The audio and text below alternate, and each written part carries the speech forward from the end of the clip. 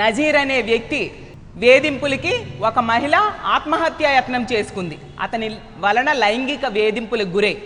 మరి నజీర్ అనే ఎమ్మెల్యే, మరి అతని మీద ఏం చర్యలు తీసుకున్నారు?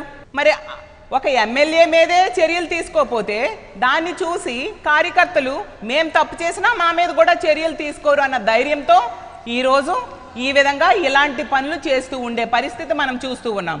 అలాగే అరవ శ్రీధర్ అనే జనసేన ఎమ్మెల్యే ఒక మహిళను లోబర్చుకొని 5 సార్లు గర్భవతిని చేసి 5 సార్లు అబార్షన్స్ చేస్తే ఎటువంటి చర్యలు తీసుకోలేదు. ఆమె NHRCకి ఫిర్యాదు చేస్తే వాళ్ళు ఆదేశానుసారం ఇక్కడ పోలీసులు కేవలం కేసు నమోదు చేశారు. తరువాత అదే అరవ శ్రీధర్ ఎదురుగా అతని అనుచరుడు ఈమె మీద, ఈ బాధిత మహిళ మీద బహిరంగంగా దాడి చేస్తే కనీసం అరెస్ట్ చేయలేదు.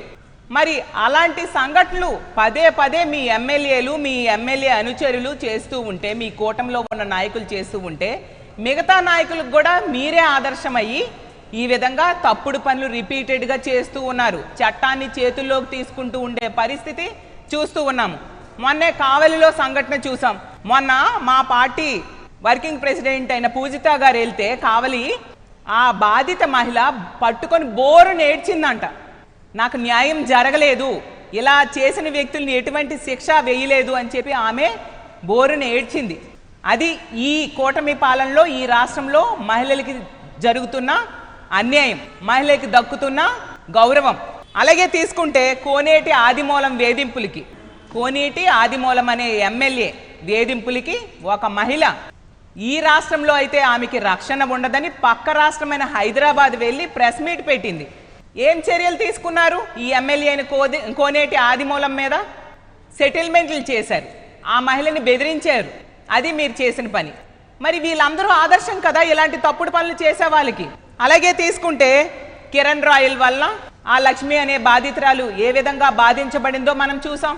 కిరణ్ రాయల్ వలన బాధించబడితే అతని మీద ఏం చర్యలు ఈ ప్రభుత్వం కానీ పోలీసులు కానీ తీసుకున్నారని నేను అడుగుతూ ఉన్నాను. అలాగే చంద్రబాబు నాయుడు గారి సొంత నియోజకవర్గమైన కుప్పంలో ఒక మహిళని వివస్త్రం చేసి స్తంభానికి కట్టి దాడి చేశారు. మరి ఏం చర్యలు తీసుకున్నారు? అలాగే మనం చూసాం టీటీడీ చైర్మన్ తాలూకా వీడియోలు బయటకు వచ్చాయి. ఆ మహిళ లేఖ కూడా రాసింది. మరి అతని మీద ఏం చర్యలు తీసుకున్నారు? ఏ చర్యలు తీసుకోలేదు. వీళ్ళందరూ ఇలాంటి తప్పుడు పనులు చేసే వాళ్ళకి ఆదర్శం కాదా అని నేను అడుగుతూ ఉన్నాను. అలాగే కొలికిపూడి శ్రీనివాస్ అనే టీడీపీ ఎమ్మెల్యే వేధింపులకి ఒక మహిళ VRO ఆత్మహత్య యత్నానికి పాల్పడింది. మరి అతని మీద ఏం చర్యలు తీసుకున్నారు? ఎటువంటి చర్యలు తీసుకోలేదు. సో మా ఎమ్మెల్యేలు తప్పులు చేసినా ఈ కూటమి ప్రభుత్వంలో పోలీసులు కానీ ప్రభుత్వం కానీ ఎటువంటి చర్యలు తీసుకోవట్లేదు. వాళ్ళనే ఆదర్శంగా తీసుకొని మేము కూడా తప్పులు చేస్తామని ఈ కార్యకర్తలు అలాగే వార్డు స్థాయిలో నాయకులు ఈ విధంగా చేస్తూ ఉండే పరిస్థితి మనం చూస్తూ ఉన్నాం. అలాగే కాకినాడ రూరల్ ఎమ్మెల్యే అనుచరులు చూసాం. ఆ రోజు అదే పంచాయతీరాజ్ డిపార్ట్మెంట్కి చెందిన ఒక ఫీల్డ్ అసిస్టెంట్కి డబ్బులు ఇమ్మనేసి లేదంటే పక్కలోకి రమ్మని వేధించిన పరిస్థితి. ఆమె కూడా ఆత్మహత్య యత్నానికి పాల్పడింది. ఆ అనుచరులకి ఏం చర్యలు తీసుకున్నారు? వాళ్ళ మీద ఎటువంటి చర్యలు లేవు. తుని సంఘటన చూసాం. తెలుగుదేశం పార్టీ నాయకుడే ఏ విధంగా ఒక బాలికని లైంగికంగా వేధించాడు అనే విషయం, ఏ విధంగా లోబర్చుకోవడానికి ట్రై చేశాడు అనే విషయం. ఇలా మహిళల మీద అఘాయిత్యాలు జరిగినా, దాడులు జరిగినా, హత్యలు జరిగినా, అత్యాచారాలు జరిగినా అన్నింటికీ ఎక్కువగా కారకులు తెలుగుదేశం పార్టీ నాయకులే ఉండే పరిస్థితి మనం చూస్తూ ఉన్నాం ఈ రాష్ట్రంలో.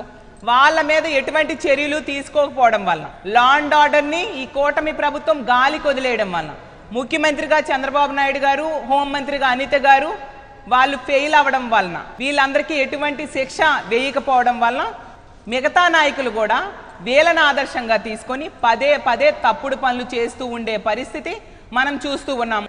ఎమర్జెన్సీ కాల్ సెంటర్కి కాల్ చేస్తే 26 నిమిషాల వరకు కూడా పోలీసులు రెస్పాండ్ కావట్లేదు. మీరు బుద్ధి తెచ్చుకొని ఆ రెస్పాండ్ అయ్యే సమయాన్ని తగ్గించండి. నేషనల్ యావరేజ్ 18 నిమిషాలు ఉందని అమిత్ షా గారు వీళ్ళకి తిడుతూ లెటర్ రాయడం జరిగింది. అయినా వీళ్ళకి సిగ్గు రాలేదు. అలాగే చూసాం BNSS చట్టాలు అమలు ఏ విధంగా ఉందని ఒక నివేదిక తయారు చేస్తే దేశంలో ఉన్న అన్ని రాష్ట్రాలు, కేంద్రపాలిత ప్రాంతాలు కలిపితే మన రాష్ట్రం చిట్ట చివరి స్థానం 36వ స్థానంలో ఉంది. అయినా వీళ్ళకి ఎటువంటి సిగ్గు కూడా లేదు. పాలనని గాలికి వదిలేశారు. పోలీసుల్ని ఎంతసేపు కూడా రెడ్ బుక్ రాజ్యాంగం అమలు మీదే దృష్టి పెట్టడానికి ఉపయోగిస్తూ ఉండే పరిస్థితి. చంద్రబాబు నాయుడు గారు ట్వీట్ చేసే ముందు మీరు ఈ రాష్ట్రంలో ఉన్న పోలీస్ వ్యవస్థని రాజకీయ బానిసత్వం నుంచి ముందు బయటకు తీసుకొచ్చి ఆ తర్వాత ట్వీట్లు చేయండి. ట్వీట్లు ఎవరికి కావాలి? ఈ సంఘటనకి నైతిక బాధ్యత వహించి హోంమంత్రి రాజీనామా చేయాలి.